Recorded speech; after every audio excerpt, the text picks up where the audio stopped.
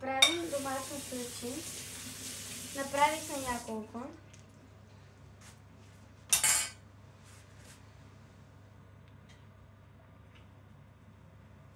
Какво е това? Какво слагаш? Краставици.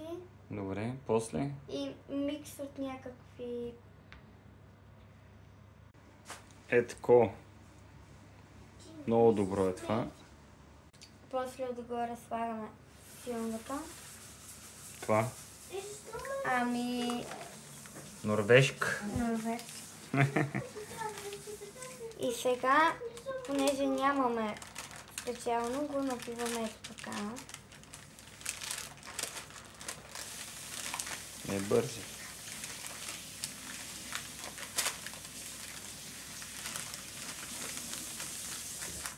Горе-долу се получават.